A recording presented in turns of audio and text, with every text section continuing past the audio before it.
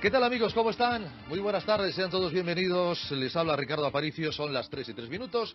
Aquí empezamos una nueva edición de Salud y Calidad de Vida. Ya saben, a través de la antena de RKB en Barcelona, pero Facebook Live y luego a través de la difusión que todos seamos capaces de darle a estos contenidos en redes sociales, pues a donde lleguemos. Buenos días, América, buenas tardes, Europa, bienvenidos, empezamos.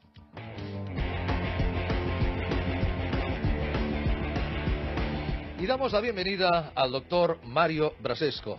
El doctor Brasesco es médico andrólogo, es especialista en reproducción asistida. Doctor Brasesco, muy buenas tardes y muy bienvenido. Buenas tardes. Gracias, don Mario. Además, usted fue fundador del CIR, el primer centro de investigación de reproducción humana, si no recuerdo, ¿verdad? Este es el acrónimo del CIR. Yo le preguntaba hace un momento cuántos años hace de eso.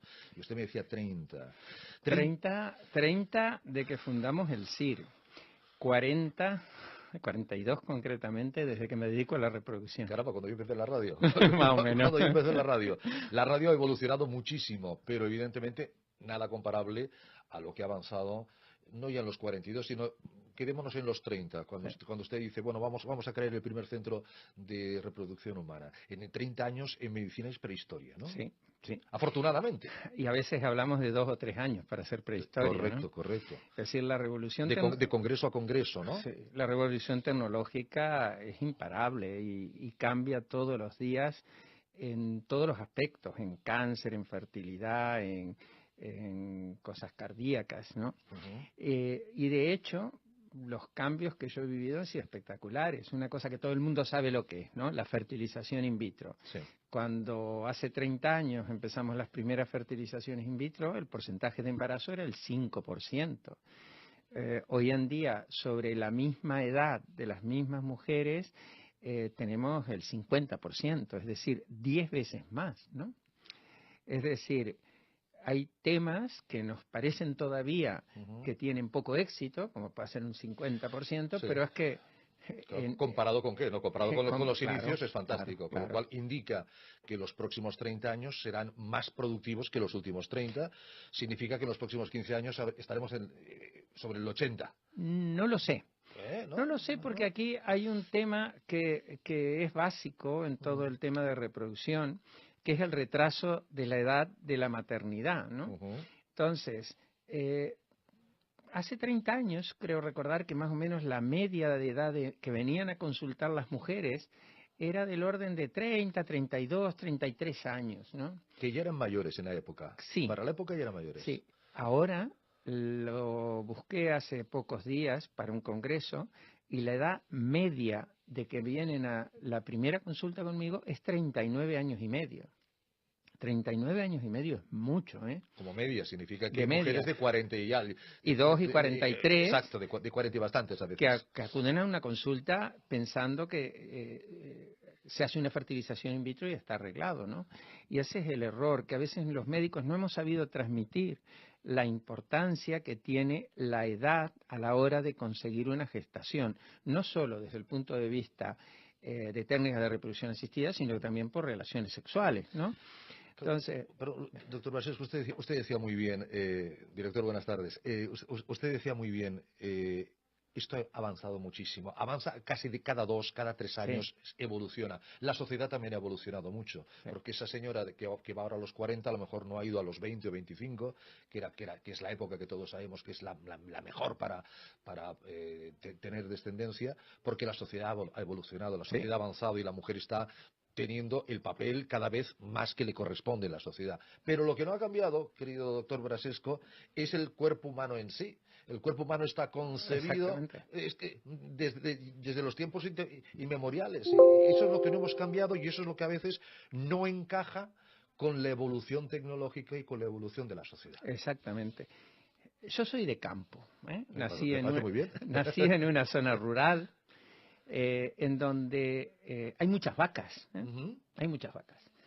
Y una vaca se la insemina con 4 o 5 años y con 8 o 9 años ya no se la insemina más, va al matadero. ¿Con esto qué quiero decir? Que si nosotros vamos a los fríos números, hay unos números que en todas las especies, absolutamente todas las especies, hay una buena fertilidad y que llega un momento en que no la hay. En la especie humana, desgraciadamente, a las mujeres les han hecho creer a muchas que el tema de la maternidad era una cosa accesoria, que se podía dejar. Primero había que terminar la carrera o había que afianzarse en el trabajo. Luego, si tenían una pareja, tenían que conocerlo a fondo, ¿eh? No nos vayamos a equivocar con esa pareja. Y luego viajar, conocer mundo, ¿no? Vivir. Y luego de vivir venía la sacrosanta hipoteca a la cual fallar eso es malo, ¿no? Y sin darte cuenta te plantas en los 37 años y a los 37 años la posibilidad de embarazo, incluso haciendo una técnica de reproducción asistida, es menos de la mitad de lo que tiene una mujer a los 32. Que sí, que la vida pasa muy rápida, don Mario. Pasa rápido muy rápido. Y tiene un coste el pasarlo. Un coste no solo económico, de tener que recurrir a técnicas de reproducción asistida, sino emocional. Probablemente sea uno de los temas en medicina en donde hay más en juego los sentimientos, en la reproducción asistida. Las mujeres que lo logran se sienten súper felices, tocan el cielo, pero las que no lo logran son mujeres que pasan muy malos momentos juntos con sus parejas, porque también los hombres sufren mucho.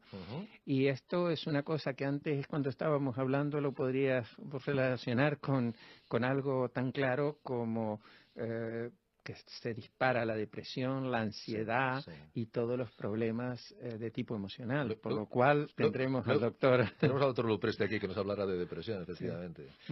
Bueno, hay un tema que acabas de decir, la pareja. Cada vez se sabe más que, aparte de la edad, problemas que impiden esa fertilidad en la pareja está dividido prácticamente prácticamente al 50-50. También cuando empezábamos, usted en la medicina y yo en la radio, la culpa era de la mujer, en un 99%. Yo recuerdo haber visto mujeres que se habían hecho 3 intervenciones quirúrgicas, 3 laparoscopias, erróneamente, claro. no haberle hecho un análisis de semen al hombre y el hombre no tener ni un espermatozoide. Esa pobre mujer se llevó 3 intervenciones quirúrgicas sin necesidad, ¿no? Entonces, pero este tema de que hoy en día ya se asume más que el hombre tiene que participar, que tiene que verse, que tiene que hacerse un análisis de semen y que muchas veces la causa de la infertilidad es una causa masculina. Gracias a Dios, hoy en día esto en una sociedad como la nuestra, nosotros ahora vemos siempre a las parejas, exploramos el hombre, ya son conscientes los hombres de su papel, pero desgraciadamente estamos viendo tarde a las parejas. Hay muy pocas mujeres, pocas parejas que nos vienen a la edad que quisiéramos que vinieran, 31, 32, 33. Y esto es por lo de siempre, es decir, estamos demorando la fertilidad. Y aquí, concretamente, Cataluña, España, Europa, esto se está transformando en un problema demográfico y un problema político. Es decir, no va a haber quien nos pague las pensiones.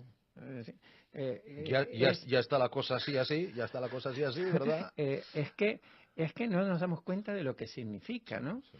Entonces, ¿qué pasa si una mujer no tiene hijos? No solo es un drama personal, sino que es un drama como país, por lo cual tenemos que actuar, hacer consciente a la gente y a los gobiernos de que se debe apoyar a la gente que quiere tener hijos, a la gente que no puede y quiere, justamente, ¿no? Entonces, hay muchas vías, ¿no? Una es la divulgación, como es lo que estamos haciendo aquí. Otra es poner la tecnología al servicio de esto, porque lo que no se puede negar es que la sociedad es la que es. No lo podemos. Eso sería negacionismo. No, y cambiar es muy complicado. Y cambiar es muy complicado, ¿eh? Es decir, hoy una mujer que quiera hacer su carrera profesional, todo no lo podría hacer, pero un coste tremendo, difícil, ¿eh? Entonces, pero la tecnología nos ha permitido ayudarlas. Hoy en día, por ejemplo, podemos a una mujer que tenga 32, 33, 34 años, congelarle los óvulos. Ahí está, sí. Esa mujer podrá ser madre a los 40, pero tendrá las mismas posibilidades de quedarse embarazada a los 40 de la que tenía a los 32. Y esto con una técnica sencilla, ¿eh? Es decir, esa mujer puede posponer su maternidad ¿m? Y puede desarrollar su carrera profesional en determinados momentos, tanto así que Google, que esto ha salido, el doctor Google, sí, a todas sus ingenieras que están en un proyecto importante, se los hace gratuitamente la empresa, porque eso es rentable. Es rentable para la sociedad. Extraemos el titular del tema. Es decir, una mujer tiene 40 años, pero si si congela su óvulo con 32... Tiene posibilidades de embarazo de una mujer de 32. A nivel de embarazo tiene 32 años. Exacto. Porque lo importante es la edad del óvulo. Exacto. Y en el momento en que se congela, el óvulo permanece ahí con todas sus propiedades y con todas sus características del momento de la congelación cuando es descongelado. Correcto. Y esto cada vez se sabe más y cada vez está más difundido.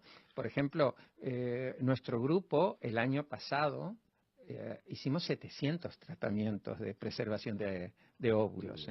700 tratamientos que siguen siendo pocos, pero comparativamente con hace 5 años o 6 años, se ha multiplicado por 10, ¿no? Solo 5 o 6 años. Sí, en solo 5 o 6 años.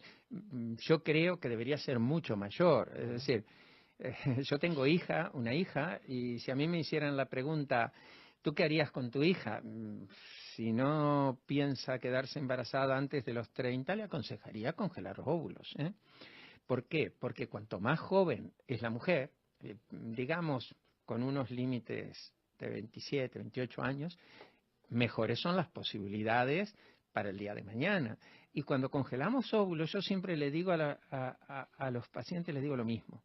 Ojalá no los tengas que necesitar. Correcto. Ojalá esa preservación de ovocitos que has hecho sea simplemente para decir el día de mañana los dono, los tiro, pero no me hacen falta porque he conseguido la pareja que quiero y ya tengo los hijos que quiero. Es como cuando uno se hace un seguro de vida, como cuando uno se hace un seguro de coche o un seguro de hogar. Lo mejor no cobrar. Ojalá no los cobremos. Efectivamente. Doctor, hay un tema también interesante que es la edad del hombre también influye. Y tan. Había una idea errónea con que la edad del hombre no influía, ¿no? Hablábamos de Narciso Yepes, hablábamos de Anthony Quinn, hablamos de muchos.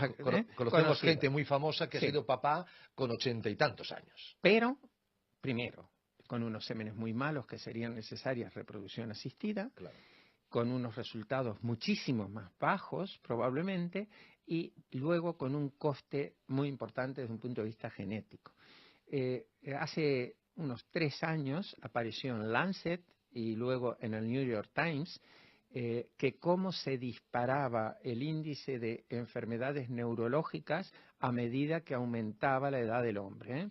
Se disparaba la esquizofrenia, el autismo, el síndrome de Down y muchísimas otras enfermedades a partir de hombres de 40 a 45 años, no hablamos de 70.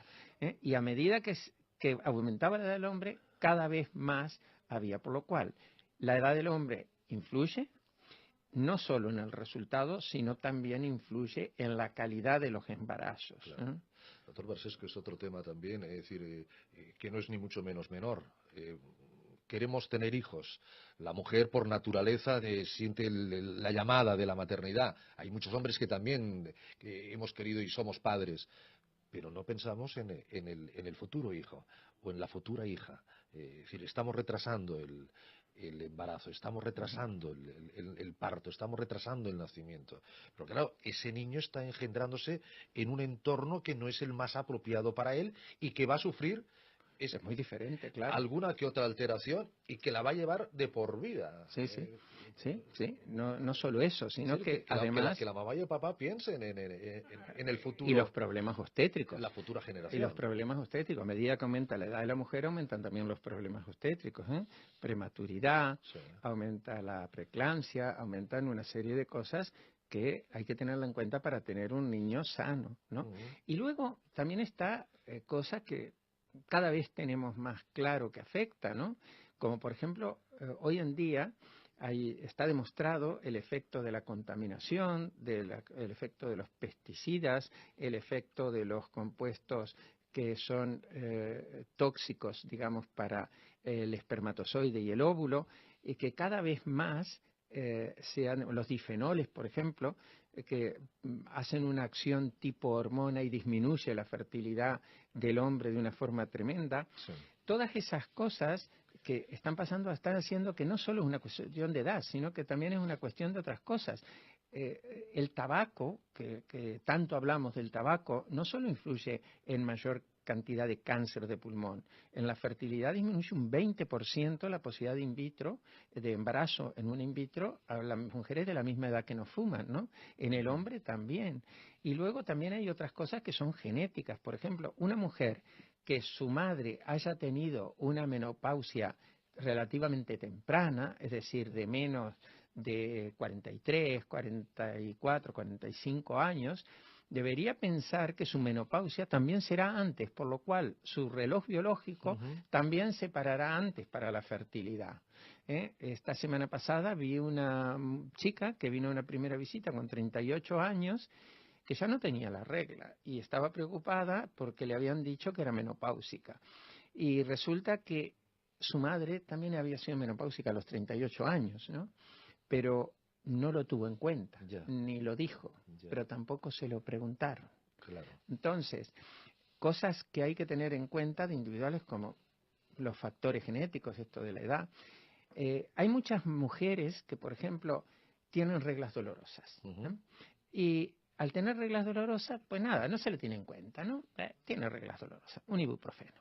Pero muchas veces esa es la punta del iceberg de una enfermedad que se llama endometriosis, que produce una paulatina disminución de la reserva ovárica mucho más rápida, que da problemas de infertilidad, que atrapa las trompas y que, claro, cuando la vemos en los centros de fertilidad con 34 o 35 años, realmente lo tienen muy difícil para quedar embarazada.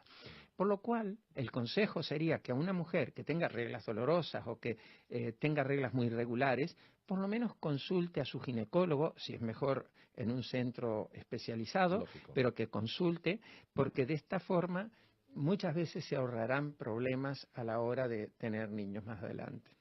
Ya ve que son reflexiones en voz alta de la experiencia, que a veces parecen de sentido común, ¿no? Pero el sentido común, como siempre se dice, a veces es el menos común de los sentidos. Estamos hablando de parejas, no quisiera individualizar en la mujer, en parejas que, bueno, el reloj se les ha parado y llegan tarde. Pero usted también asiste casos de edades más tempranas, de parejas que están buscando el embarazo y no llega ese embarazo. Por medios naturales intentan. Y ahí también entra un proyecto de depresión, ahí entra un proyecto vital, como usted decía, sí. ¿no? de sentimiento vital. En ese caso, ¿cuándo es el momento, doctor Brasesco, de decir, cuidado, que por nosotros mismos pues no estamos siendo capaces y vamos a necesitar la ayuda de un profesional que nos ayude a esa reproducción asistida? No ya por edad, sino porque a lo mejor, no sé, mis espermatozoides no tienen la calidad suficiente, tus óvulos... pero estamos on time, estamos dentro del tiempo. El National Health Institute de Baltimore, de Estados Unidos, que probablemente sea lo mejor en sanidad pública, establece que una mujer de 35 años, podríamos decir relativamente joven, ¿no? Si en 6 meses no se queda embarazada, debería acudir a consulta, y debería hacerse los análisis básicos, por lo menos. Nosotros, por ejemplo, aconsejamos hacer un estudio básico de fertilidad a la pareja a cualquier edad. De hecho, en nuestro equipo nosotros hacemos una revisión de fertilidad gratuita, está acceso de cualquier persona, donde les hacemos un análisis de semen, una ecografía de alta definición para ver la reserva ovárica, lo que nos dice qué tiempo tiene, podríamos decir, para quedarse embarazada. Y damos nuestra opinión, ¿no? Es decir, tú tranquila que tienes tiempo, puedes ir tranquila, puedes tomártelo, o al revés.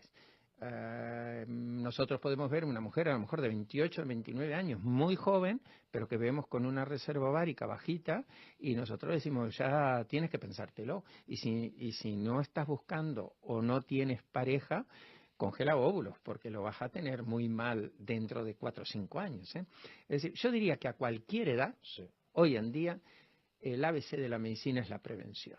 Seguro, La prevención seguro, seguro. en cualquier enfermedad y en cualquier edad. Y hoy en día, con la tecnología que tenemos, con un ecógrafo y con saber qué hace uno, prácticamente es una cosa que todo el mundo se lo debería hacer a partir de los 25, 26 años. Sí, se habla usted de la reserva ovárica. ¿Es verdad que se puede saber exactamente que, bueno, todas las mujeres nacen con un número determinado de óvulos? Sí, pero unas más y otras menos. Claro, unas más y otras menos. Pero que cuando se acabó el último se acabó, se cerró. Sí, Y pero hay algo llegamos a la peor. menopausia, ¿no? Claro. El tema no es solo cuando se acabó el último, se acabó. El tema es que los últimos son malos. Ya. Entonces, ¿A partir de cuántos últimos son? claro, se calcula que los 2, 3 años anteriores a la menopausia, la probabilidad de embarazo con cualquier técnica, con sus óvulos, es mínima. O sea, los 30 últimos ya no, 30 y tantos. No, esto es un poquito más tarde. Podríamos decir que los 42, 43, ¿no? Sí. A los 42, 43 nos quedan un par de años más todavía de ovular, no, reglar, me pero... refería a 25, 30 y tantos óvulos. O sea, no, claro, esos últimos, ¿no? En cuanto a los óvulos, eso depende. Por ejemplo, una mujer puede tener 10 óvulos, pero si esa mujer tiene 10 óvulos, no es lo mismo tener 10 óvulos de 30 que 10 óvulos de 40. Reserva ovárica, número quiere decir cantidad, edad quiere decir calidad. Una mujer que tenga una reserva ovárica buena, pero tiene 42 años, seguirá teniendo bajas posibilidades de embarazo, seguirá teniendo no más allá de un 20%. Sí. Por lo cual, lo mejor que uno puede hacer es que su ginecólogo le aconseje en función de la ecografía, la hormona antimuleriana y la exploración, que es el ABC de la medicina, ¿no? Fíjese que a veces parece que lo hagamos adrede, y de verdad les aseguro que no lo hacemos adrede. Yo con el doctor Brasesco, a él le iba bien venir hoy martes, perfecto. Hace 15 días con el doctor Lupresti quedamos para vernos hoy, pero el tema yo creo que encaja mucho. Doctor Lupresti, don Carlos, psiquiatra, muy buenas tardes. Hola, muy buenas tardes. Bienvenido. Estamos hablando de la reproducción asistida, de las mujeres que cada vez van más tarde a buscar el hijo, por razones obvias, porque la sociedad ha evolucionado, porque la mujer, me parece muy bien, está reclamando su lugar en la sociedad, en las empresas, pero que eso a veces es incompatible pues con quedarse embarazada. No debería ser incompatible, es la sociedad la que lo hace incompatible. Exactamente. Esto quiere decir que no lo hemos ajustado todo bien. No. Se nos escapan varias cosas. Alguna cosa se nos escapa. Sí. Y luego está también la pareja que quiere, por medios, o sea, pues, pero no pueden quedar embarazados. Y eso hablamos con el doctor Brasesco, que crea mucha angustia, mucha depresión, mucho...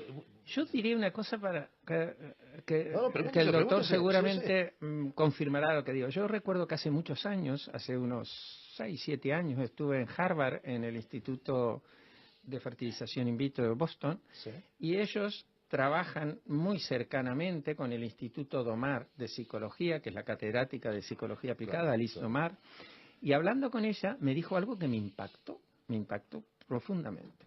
Me decía que los niveles de ansiedad y depresión que medidos por los test, que en aquel momento creo que era Minnesota, bueno, no me acuerdo, los niveles de ansiedad y depresión del diagnóstico de infertilidad eran casi iguales, muy poco por debajo que el diagnóstico de cáncer. Es fuerte, ¿eh? Me quedé y le digo, no puede ser, porque a uno que le digan que se va a morir... Claro. No. Si uno daba un nivel de 70, el otro daba de 68. Es decir, pocas cosas en la medicina dan más ansiedad y depresión. Perdón por... Absolutamente de acuerdo. Se crean unas expectativas. Claro. Y bueno, pues, también podríamos hablar de que nuestra sociedad tampoco no nos prepara demasiado o no se aceptan demasiado bien la frustración de las expectativas, ¿no? Es decir, estamos muy acostumbrados, digo, quiero esto, lo tengo, y si no, lo compro. Y si ni comprándolo lo puedo tener, ya es que se me llevan los diablos, ¿no? No, yo quiero hacer una cosa y voy a hacer todo lo que está en mis manos para poderlo hacer. Y ni así lo consigo. Exactamente. Esto genera desde la mala uva, Sí, sí, sí. que sería el menor de los males, ¿no? Hasta cuadros. Porque, claro, cuando se hace el primer tratamiento de infertilidad, doctor Brasesco, es decir, la implantación bueno, la inseminación artificial, ¿cuánto tiempo tenemos hasta que llega la respuesta? Es decir, enhorabuena, hay embarazo o lo sentimos mucho, pero habrá que ir a una segunda tanda, ¿no? A la prórroga. Aquí hay dos etapas.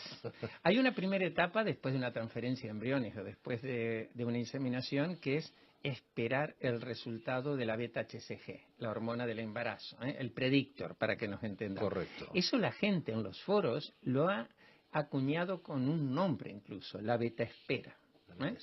Que es una cosa que es muy, muy angustiante. ¿Y cuánto dura esa beta espera? Entre 10 y 15 días, según uno haga inseminación o haga in vitro. Esos 10, 15 días realmente se viven muy mal. Y luego, cuando damos el resultado, no siempre sigue adelante. Luego viene la posibilidad de abortar. Por lo cual hay una segunda espera, que son de unos 15 días, en donde uno le hace una eco y ve el latido cardíaco. Entonces, eso es, podríamos decir, el primer momento en que uno respira un poquito, aunque no tan tranquilo, porque también hay abortos, aunque se haya visto el latido cardíaco. Sí. Pero por eso, cuando uno ve, no sé, gente famosa, gente con nombre y de esto, casi todo el mundo lo comunica con 3 meses. No solo porque ya se empieza a ver la barriguita, ¿no? En la actriz, ¿no? Sí, no, sino porque el aborto, ¿no? por las elemental 3 semanas, prudencia, ¿no? Las 13 primeras semanas, Sí, sí. El primer trimestre, efectivamente. Pero claro, fíjese, esa beta espera, doctor Lupresti, esa ilusión, y esa ilusión que a veces va acompañada con un reloj biológico que se está agotando. Mañana nos lo dirán, ay, sí, esta vez sí, no. Volvemos, Sí. esta vez sí, no. Bueno, yo conozco parejas que incluso al final se han separado. Sí. Incluso al final se han separado. Es que se mezclan, bueno, como siempre, ¿no? Que de todo hay en la viña del Señor.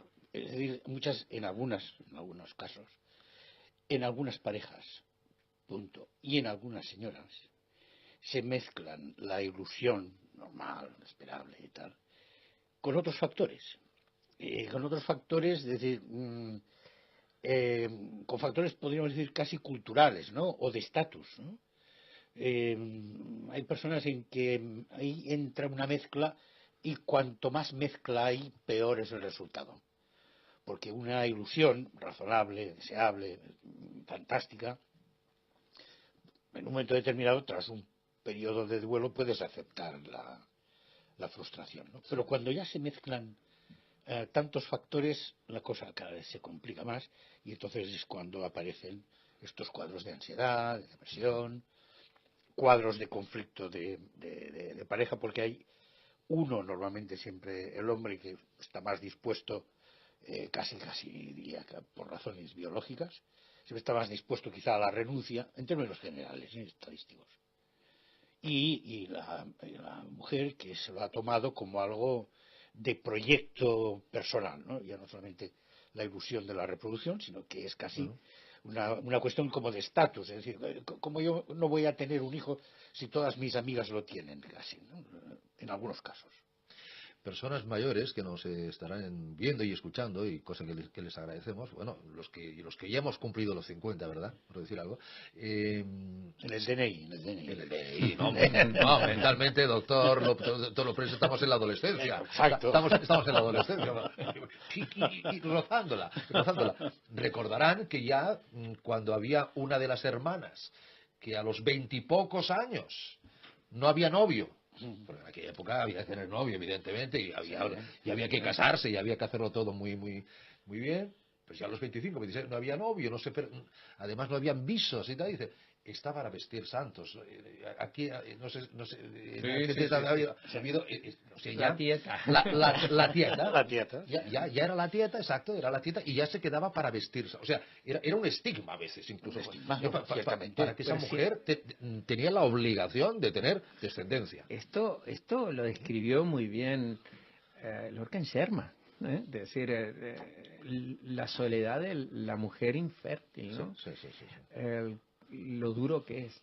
Pero es que esto es duro y vivimos en un país occidental, desarrollado, con una sanidad adecuada, lo que es dramático. Yo veo muchas mujeres de África, por razones, no sé, de confianza. Una te ha mandado a otra. Yo cada mes veo 2 o 3 mujeres de Guinea, que viajan de Guinea para venir a nuestro centro. Es tremendo lo que te cuentan. Te dan 2 oportunidades y como no te vayas con el niño, aquí te quedas. Y el marido se va con otra. O se lleva otra mujer a su casa y ella se va.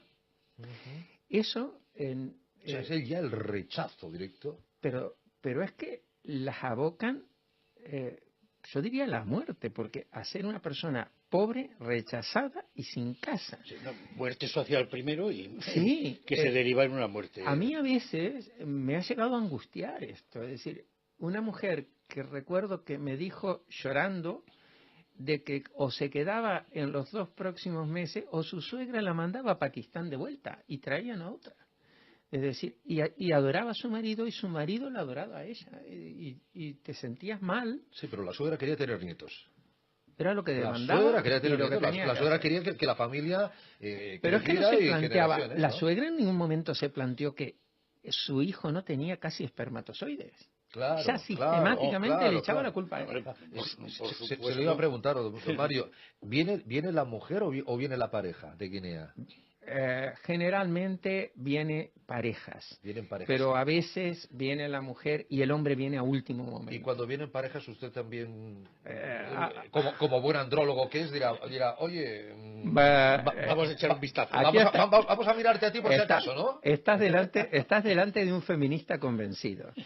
Yo soy una persona que permanentemente, entre cualquier pareja, les digo que tienen que venir con el hombre, que parte muchas veces de, podríamos decir, las dificultades que hay de conseguir un embarazo es por el hombre, y que lo mejor que puede hacer un hombre es ayudar a su mujer en estos tratamientos porque se ayuda a él. Claro. Por suerte ha cambiado mucho, estamos a años luz de lo que estábamos hace 30 años.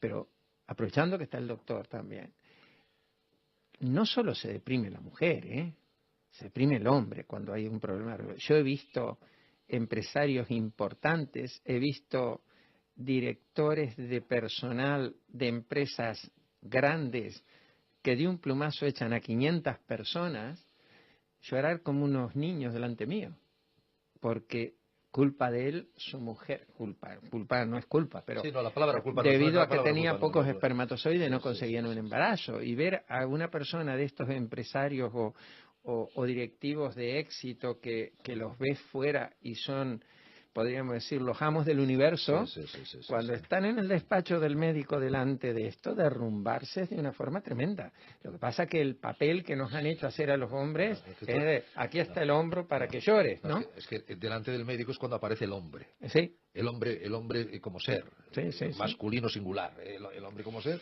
que dice, yo lo puedo tener todo, pero me gustaría tener un hijo, me gustaría tener alguien que luego llevara un hijo, una hija, alguien que luego llevara lo que yo he hecho. Y no nos olvidemos lo que sufre el hombre también en esto, aunque muchas veces nos hagamos los que no pasa nada, tranquila, o no pasa nada, podemos vivir sin hijos, bla, bla, bla, bla. Bueno, por lo que decía, una cosa es lo que se dice. Socialmente el hombre se le ha intentado, tú has de ser fuerte, tío, pero muy fuerte. Oiga, pues bien, usted no soy tan fuerte, ¿qué quiere que le diga, no? Don Ricardo, este es el precio de una sociedad machista. Exacto. Ahí está. Este es el precio.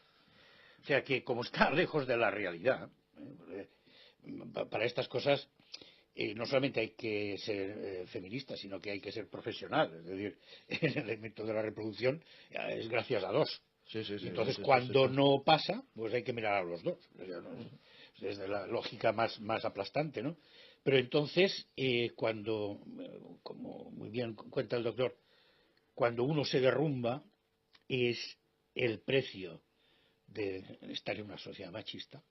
Y probablemente en algún momento, aunque no tiene ninguna lógica, pero a veces la lógica va por un lado y los sentimientos van por otro, probablemente se siente culpable.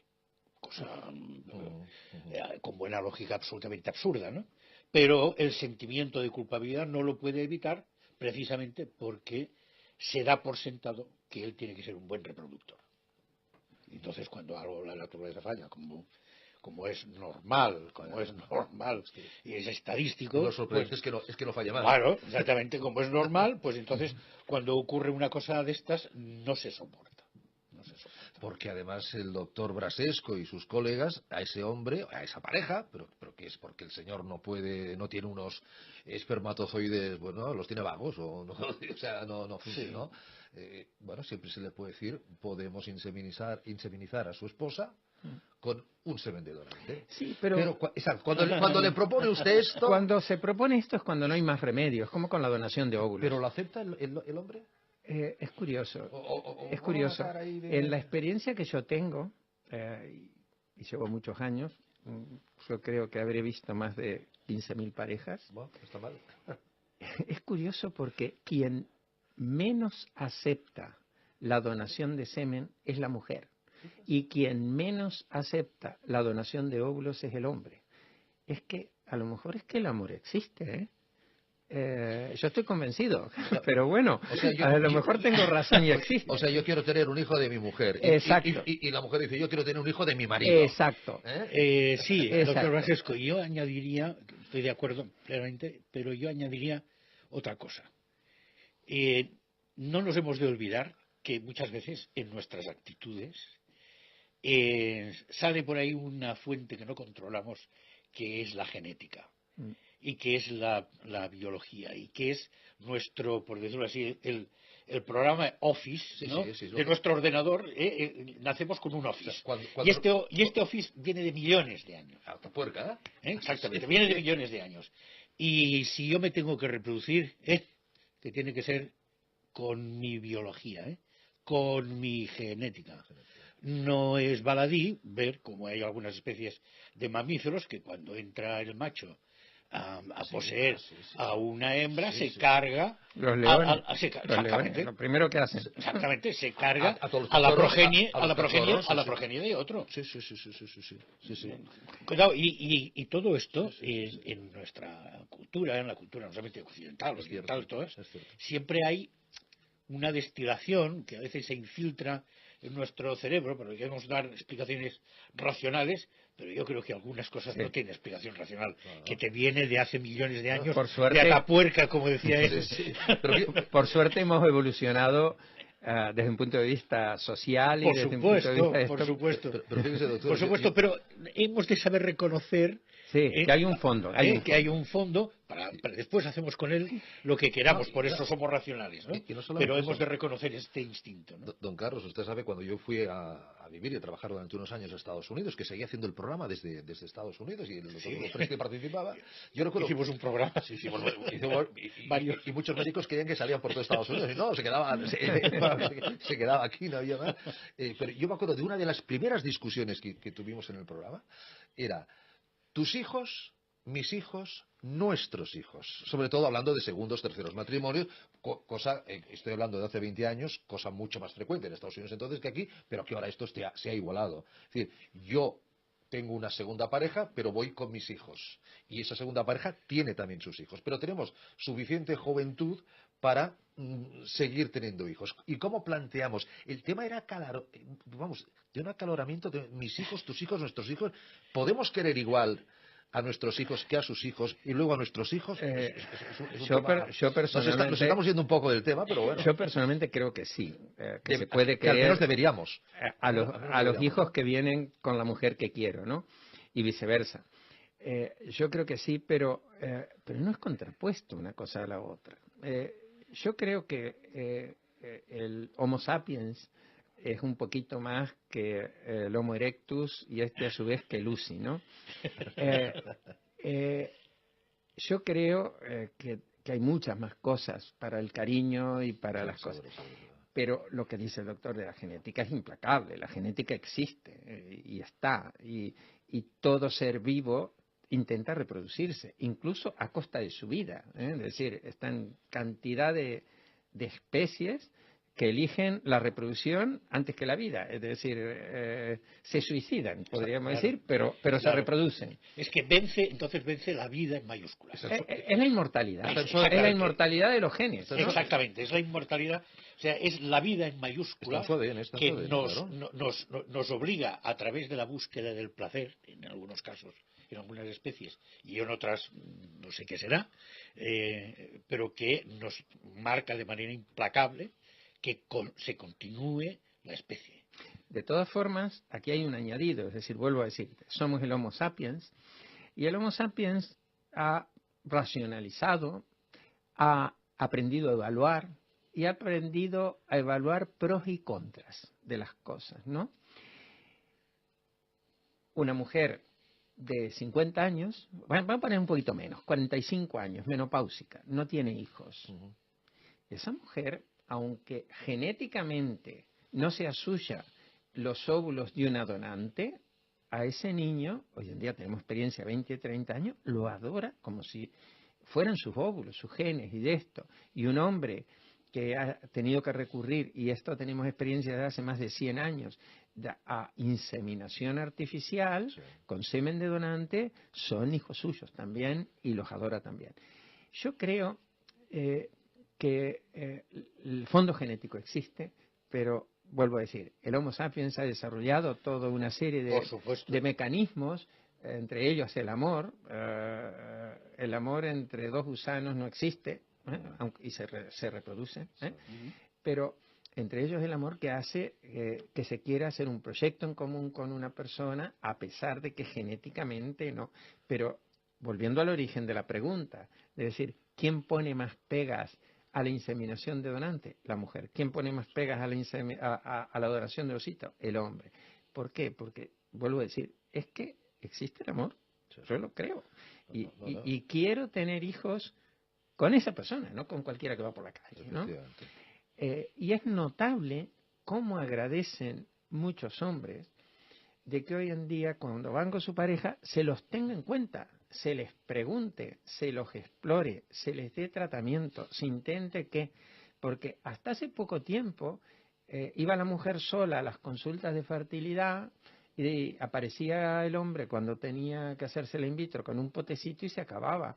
Hoy en día cada vez más acompañan a sus mujeres, están con sus mujeres en todo el proceso y, vuelvo a decir, se agradece. Lo cual nos quiere decir que, volviendo a que es una cosa social, probablemente la culpa haya sido nuestra, de los médicos, que no hayamos sabido transmitirlo, más de que el hombre no haya querido venir. No hemos sabido transmitir la importancia de apoyar a esa mujer en ese momento, que es nuestra mujer, con la que queremos tener esa familia en común, y estarla ahí hasta en ese momento, porque la reunión era muy importante la que tenía con el jefe tal y el otro jefe. Sí.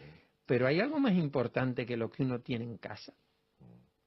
No, yo creo que a lo mejor hace años, no ahora, hace años, a lo mejor el hombre no iba porque ni le quería decir a sus otros colegas de trabajo, claro, que es que tenemos problemas con el...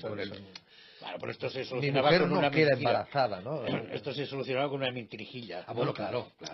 O sea, pero lo que apunta el doctor es muy interesante en el sentido de el Homo sapiens, gracias al lóbulo frontal, llega a superar todas estas tendencias que nos marca la genética, y se producen también efectos duraderos, potentes, tan potentes como podría ser la física, sí, gracias al lóbulo frontal, gracias al amor, ¿no?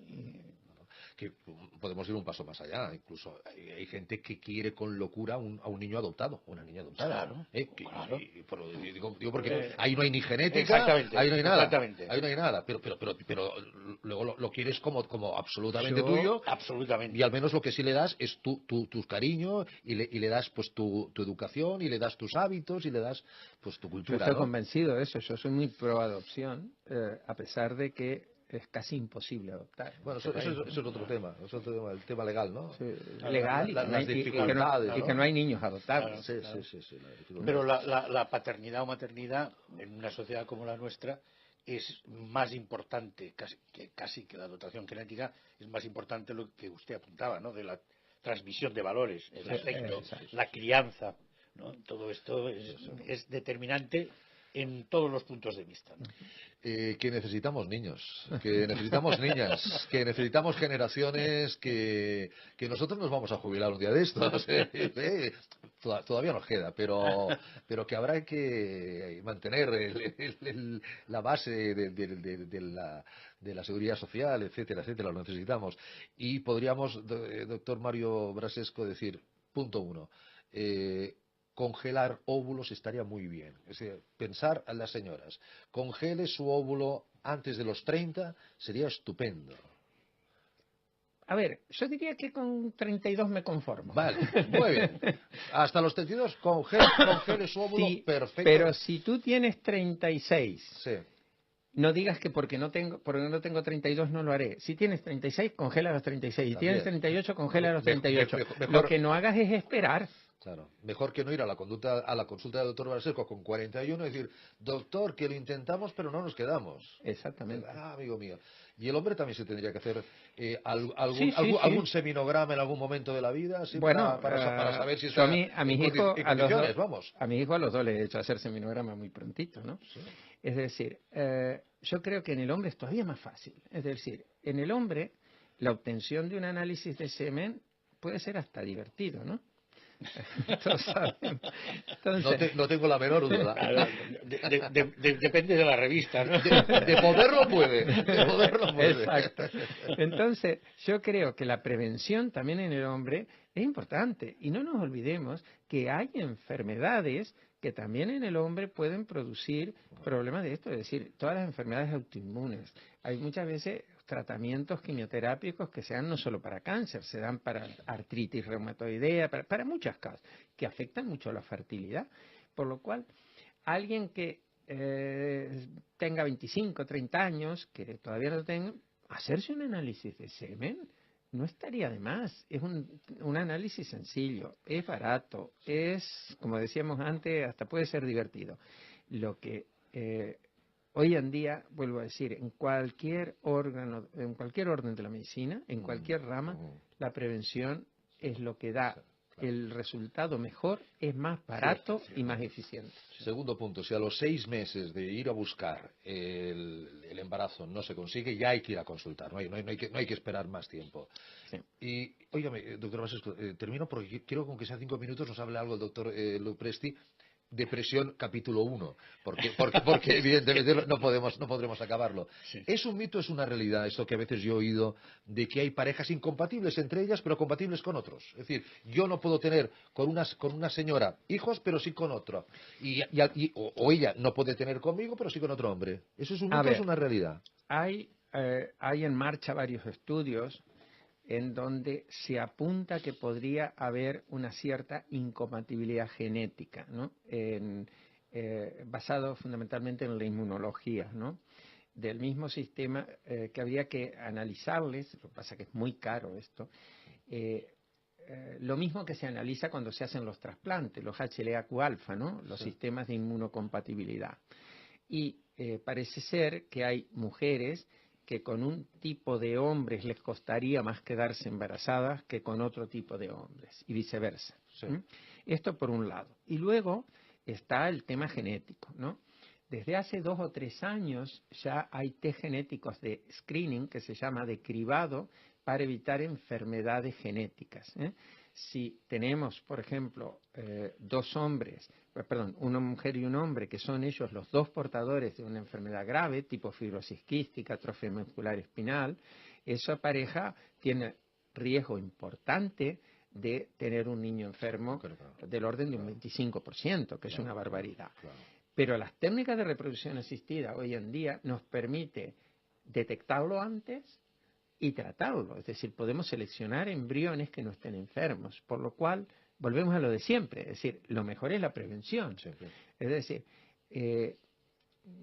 hoy en día hay países, tipo Israel, ¿no?, que ya desde hace muchos años han eliminado enfermedades. Hay una enfermedad como el síndrome de Tay-Sachs, que es una enfermedad neurodegenerativa mortal horrorosa, muy frecuente en la población judía, pero el Estado de Israel ya estableció hace muchos años la obligación de hacerse test genéticos, ¿no? Antes.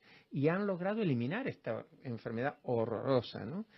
Aquí, debido a la crisis económica, al problema económico que tiene la sanidad, estos test genéticos, que en mi opinión casi deberían entrar por el seguro, gratuitos y de entrada, para decir, no se hacen porque parecen muy caros, ¿no? Pero es que es mucho más caro los niños enfermos. El tratamiento de un niño que tendrá encima una vida desgraciada y podría ser evitado por a lo mejor 300 euros. Sí, sí. Y el peso en la familia. Y el peso en la familia. Evidentemente. Pues, doctor Barasesco, le agradezco muchísimo el tiempo, le agradezco la sabiduría que nos ha puesto hoy en el programa, fruto de esos 42 años de experiencia, y excuso decirle que aquí nos tiene a su disposición, don Mario. Pues al contrario, muchas gracias a vosotros por poder transmitir, sobre todo mis angustias, que son el tema de poder cobrar la pensión dentro de unos años. Y es por eso decía, necesitamos niños, niñas, necesitamos gente sabia nueva, gente joven. Y eso pasa porque la gente sea consciente de la importancia que tiene la edad a la hora de todo el tema de reproducción. Y quien no se plantee tener niños ahora, que tenemos las herramientas como la vitrificación de óvulos y de espermatozoides que les permitirá ahorrarse un problema muy grande. Seguro que sí. Un placer, doctor. Muchísimas gracias. Muchísimas gracias, muy amable. Encantado.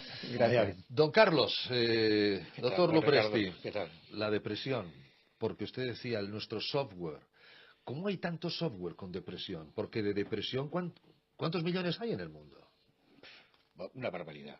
¿Está bien definida la depresión? O a veces, yo pienso, ¿sabes lo que pienso? Que cuando a veces hay tanto diagnóstico, digo, algún error puede haber, o a lo mejor es que no es una depresión, es alguien que está un poco triste. Es decir, ¿cuándo un psiquiatra como usted, experto, joven pero experto, lo tiene todo pagado? Muchas gracias, Ricardo, muchas gracias, puede decir que tiene ante sí un paciente depresivo o depresiva? Mire, en primer lugar, diríamos que hablar de depresión es como hablar de pájaros. Pues hay muchísimos. Por eso. Exactamente. Ahí está. Y aquí la cuestión es en dilucidar básicamente a partir de 3 variables que serían intensidad, duración y un poco la hipótesis causal, ¿no? Cuando digo hipótesis causal, lo digo porque muchas veces claramente ves que aquel cuadro depresivo tiene un origen, Sí. porque ves que en el tiempo pues hay una ruptura y a partir de un determinado momento aparece un cuadro depresivo, y en otros casos no.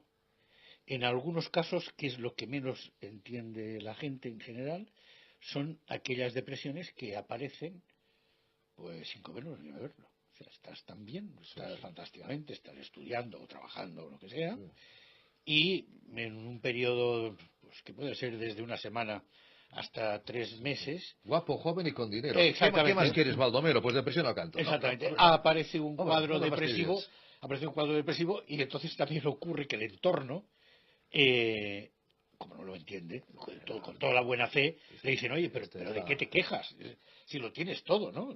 Guapo, rico y con dinero, como decía usted, ¿no?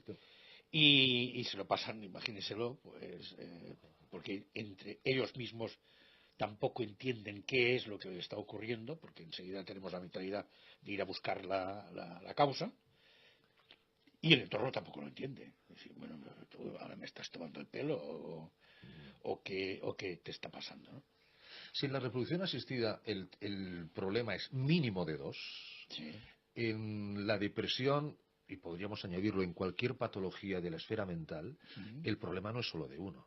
No. O el sea, problema no es solo de 1. El impacto que tiene... Es decir, comerte una depresión o comerte una fobia o comerte una ansiedad, bueno no es. La digestión no es buena. No. En el caso concreto de la depresión, el impacto que tiene en el entorno familiar es brutal. Y aprovechando que está el doctor aquí, pues si este cuadro depresivo lo tiene la madre de familia, todavía peor. Porque el papel emocional, de regulación emocional del grupo familiar que tiene la mujer en nuestro entorno es muy importante, que tanto más importante que a veces el que tiene el hombre. Se desmorona la familia. Exactamente. El núcleo familiar. Exactamente. Y la cuestión es no banalizar el cuadro depresivo, aunque veas muy claramente que está relacionado con el estrés, no sobrevalorar tus capacidades de resiliencia, de recuperarte. Cuando veas también que en un tiempo más o menos razonable, un mes, 2 meses, ves que estás intentando cosas, me voy a distraer, voy a salir con los amigos, me voy a tomar 2 whiskies, que no es lo aconsejable, etcétera, etcétera. Cuando ves que durante un tiempo razonable, con todos los medios que tú estás poniendo para remediarlo, ves que el cuadro no se recupera, ves a un profesional de la salud mental. Este puede ser otro de los temas, ¿no? La gente tarda a veces demasiado en ponerse frente a un profesional, sí. porque piensa que, primero, que no es tan grave, que lo superará, que es una cuestión, no me encuentro bien, pero tampoco sabes lo que es, pero que Después sabes que lo superaré, ¿no? Hay algunos cuadros que además el cuadro es oscilante. Estás muy mal durante un par de días. Durante aquellos 2 días estás convencido que lo que tienes que pedir ahora es al psiquiatra o a un profesional de la salud, pero al cabo de 2 o 3 días ya estás un poco mejor, y como nadie le gusta ir a que le visite un especialista de salud mental, pues dice, es igual, ya está, ya lo soluciono. Después hay otro problema añadido ahora, que es un problema de momento cultural que estamos viviendo ya desde hace muchos años, casi más o menos 20 años o más, y es el rechazo que hay hacia la medicina convencional, ¿no? A los tratamientos convencionales. En estos momentos hay una especie como de sobrevaloración de medicinas alternativas, lo cual está muy bien que existan estas medicinas alternativas, es fenomenal. Muchos cuadros realmente banales se pueden solucionar con medicinas alternativas. Que deberían ser medicinas complementarias. Más que alternativas, ¿no? O no, porque a veces en determinados niveles de gravedad, una medicina alternativa te puede ayudar muchísimo, muchísimo, y no hace falta llegar a lo que sería la medicina convencional, a los psicofármacos, psicofármacos, psicoterapias, etcétera, etcétera, ¿no? Pero hay que saber valorar, es decir, ni matar moscas a cañonazos, pero tampoco vamos a matar elefantes con tirachinas, ¿no? Hay que tener sentido común y valorar, decir, oye, vamos a dejar, es el momento de intervenir, ¿no? Yo entiendo que la gente va hacia esa medicina, yo prefiero llamarla complementaria, respeto lo de alternativa, evidentemente. Que puede ser complementaria. Que puede ser complementaria. Primero, porque no ha ido al psiquiatra, por ejemplo, y segundo, porque le han dicho, oye, cuidado, que es que cuando te metas con un psicofármaco, para salirte de él, y el antidepresivo, hasta que te haga efecto, van a pasar unas semanas que además te hace un efecto rebote, que vas a estar peor. Yo no sé si esto sigue siendo así, o hay nuevas familias de antidepresivos modernas, mejores, que hacen que todos estos, digamos, efectos, hablando antes con el doctor Francisco, ¿no? Te van a crear impotencia, te van a bajar la libido, no vas a tener ningún deseo sexual. De todas formas, una cosa de que no hay nada peor que la ignorancia, claro, muy y atrevida. no hay nada mejor que la sabiduría, ¿no? Cuando uno sabe, mejor que no sabe. Por ejemplo, nosotros usamos mucho antidepresivos para tratar un tema como es la eyaculación precoz. Exactamente. El efecto secundario de los viejos antidepresivos tricíclicos, era que retardaban la eyaculación. Y eso malo que tienen para la depresión, nosotros lo usamos para alguien que tiene una eyaculación precoz y le tratamos, y además está más contento. Claro. Y lo tratamos. Es decir, lo bueno es saber, digamos, no solo los medicamentos, que en este caso es el psiquiatra la persona adecuada, sino también saber el conjunto de cosas y saber sobre psiquiatría, medicamentos y además la medicina alternativa. Es decir, yo creo, por ejemplo, que las técnicas de relajación para cuadros leves son buenas, y ayudan. Claro que sí.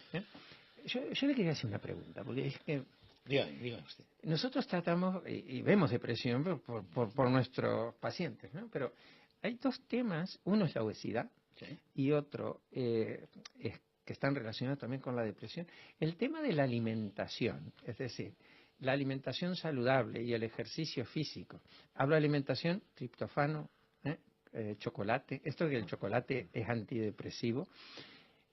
Yo no sé si será verdad o no, pero cuando yo me meto una barrita de chocolate con avellanas, os aseguro que me pongo más contento.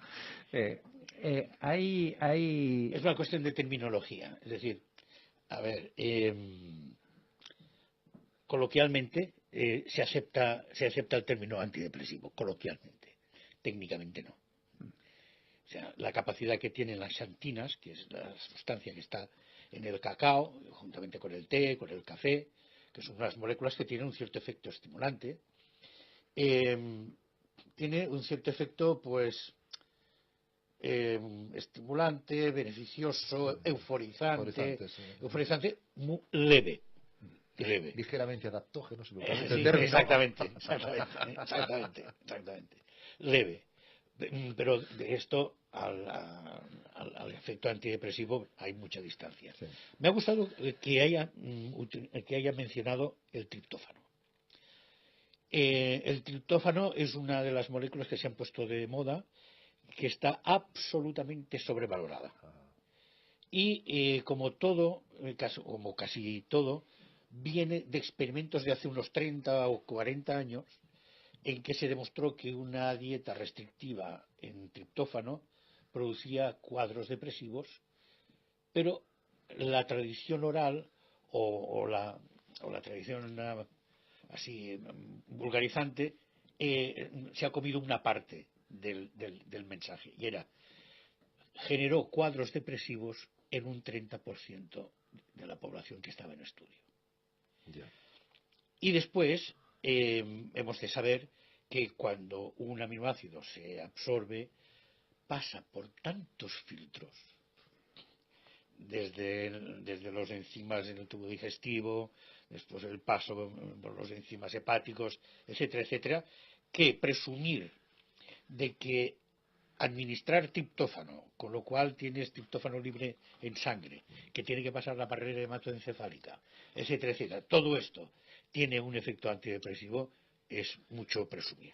Y después de aquí se deriva otro mito que existe desde hace unos años, que es, como siempre, al cabo de 25 años de que se conoce una cosa, a nivel popular se conoce, ¿no? Sí. Que es el caso de la serotonina. Bueno, pues hay como una leyenda urbana en que te miran la serotonina, a ver la serotonina en sangre. No hay ninguna evidencia, no hay ningún trabajo que demuestre que los niveles plasmáticos de serotonina tienen que ver con la recaptación y con el estado depresivo. Entonces, pero encaja, o sea, estos mitos encajan muy bien en lo que a veces se concibe como la medicina, ¿no? La medicina es, me falta algo, me ponen algo. Y entonces, no, es que me han encontrado que me falta serotonina. Me van a poner serotonina. Pero como en todo, doctor Lopresti, ¿tiene depresión el que quiere o el que puede? ¿Vale? Me refiero.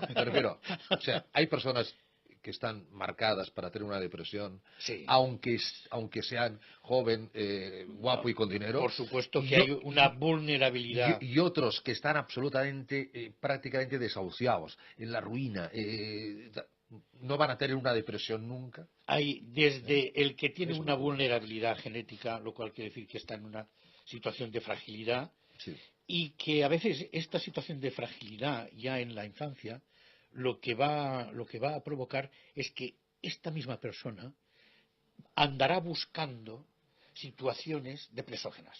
Yeah. O sea, muchas veces vemos al individuo como un elemento pasivo, no, es que tiene una depresión porque pues le abandonó la esposa, porque el negocio se fue tal, ¿no? Pero hay gente que, en términos coloquiales, lo diríamos, se lo monta mal. Yeah. Se lo monta mal. O sea, como las películas de Woody Allen, ¿no? Sí, sí, que ves sí, el personaje que dices sí, sí. que se la va a pegar. Esta acabará mal, esta acabará mal, sí, que sí, sí, acabará sí. mal. Sí, sí. Y que ves que van tomando decisiones Sí. de forma proactiva, Sí, sí, sí, sí. y van tomando decisiones condenados, Van provocando, van van provocando, van provocando, provocando. van provocando a situaciones realmente que van a terminar en cuadros depresivos. Pero no me deje de contestar a la pregunta que le hice hace 30 minutos. ¿Los antidepresivos de hoy en día son buenos? En el sentido de buena tolerancia. Son buenos en la medida que Se ha ido avanzando porque antidepresivos son. a partir de los 90, que es cuando aparecen los Prozacs, Cuando y aparecen, cuando nosotros nacimos sí, no habían antidepresivos. sí, Muy pocos. sí, y tanto que habían antidepresivos. Lo que pasa son los efectos secundarios. Ah, vale, Claro, vale, vale, vale, claro, vale, vale, claro. vale. Hombre, suerte O sea, teníamos el Prozac marca un punto de inflexión. Prozac y Seroxat, que son los Seroxat, dos. sí. A ambos lados del Atlántico se estaban dando de bofetadas Sí. para ver quién era el primero que lanzaba al mercado un inhibidor de la recaptación de serotonina, porque en aquella época Se creía todas las que evidencias sí, iban a sí. que el papel de la serotonina en la regulación de los estados de ánimo Se era se brutal. acaba de cargar el Prozac y el Seroxat. O sea. No, pero fueron la gran revolución. Sí, Fueron la sí, gran sí. revolución. Yo, que mi inicio de la profesión es pre-Prozac, y yo viví el cambio, ¿no? Y me acuerdo que era alucinante, o sea, es decir, esta persona que yo le estoy dando este fármaco y que con el otro no había respondido y que está respondiendo, los cambios que están apareciendo, si no lo veo, No lo creo. no lo creo, ¿no? Y a partir de aquí, de estos dos productos que salieron a ambos lados del Atlántico, bueno, se han generado pues casi 20 o así, con un mecanismo, los han clasificado por un mecanismo de acción, ¿eh? Una forma como otra podría ser de clasificarlos. Y, como bien decía, lo importante de la farmacología es que hay que conocerla, porque de los modernos también hay alguno que como efecto secundario también retarda el momento eyaculatorio. Y pues base que también inhibe el deseo sexual, y esto ya es un poco más complicado. Pero muchas veces a dosis que no son antidepresivas, pero que aparece este efecto secundario, y decimos secundario porque cuando estamos buscando el efecto antidepresivo, Correcto. cuando estamos buscando el efecto de retardo eyaculatorio, ¿no? Claro, Se convierte, claro. lo que es secundario se convierte en primario, ¿no? Porque vas a buscar aquello, ¿no? Y efectivamente algunos de los nuevos fármacos producen reducción del deseo sexual y retardo del momento eyaculatorio, excepto uno o dos que están en el mercado. Pero la mayoría producen en diferentes intensidades, producen estos efectos. Pero como todo en medicina, es un balance riesgo-beneficio, ¿no? Y es lo que hay. Y hombre, si usted me preguntaba, ¿son mejores? Mire, mejores, pues claro, mejores que sí, los de antes. No, me refería, se sigue investigando, se sigue buscando, se sigue. Parece ser que no hay mucho interés ahora. Parece ser que a eso iba yo a decir. Se sigue investigando para mejorar la calidad de vida también del paciente depresivo. No solamente le vamos a curar la depresión, me sino. parece que la industria no está por la labor. No está por la labor. Hubo un boom y. Pues mire que hay mercado, ¿eh? Sí, pero ellos hacen sus cálculos que se me escapan. Pero ya ¿no? deben tener bastante con lo que hay. Supongo, ¿no? No lo sé, supongo. Pero yo creo que hay mucho por recorrer y mucho por mejorar. A nivel de investigación, por lo menos en los campos que yo conozco, el gran problema que hay es que cada vez es más caro sacar un medicamento. Sí. Se ha disparado. Y el riesgo de que te lo comas. Sí, sí. O bueno, sacas no sé cuántas moléculas antes, no seleccionas una. Y luego probarlas Claro. y hacer los ensayos tanto de fase 1, fase 2, fase 3, a tal punto de que hoy en día hasta hay alguna compañía que llega a hacer cosas de dudosa, ¿cómo diríamos yo?, ética, ¿no? Como para probar a grandes poblaciones son necesarios una gran cantidad de pacientes y eso es muy caro, pues lo hacemos en África. Pero resulta que yo soy una multinacional tremendamente grande que si me sale algo mal, me puede de esto. Nada mejor que tener compañías fantasmas que dependan de mí. Y entonces lo hago en África, lo saco en África y si sale bien, recién entonces lo hago yo. Esto es una cosa relativamente complicada. Es decir, lo que hay ahora con medicamentos para el cáncer es espectacular. La inmunoterapia, esto es espectacular, pero ¿cuánto cuesta? Tratamientos que cuestan 200.000 euros al año por persona. ¿Quién puede pagar eso? Es decir, y lo que ha costado llegar a encontrar eso. Entonces, ¿podemos asumir tratamientos para el cáncer a toda la población que cuesten 300, 400.000 al año? Eso no hay sociedad que lo pueda pagar.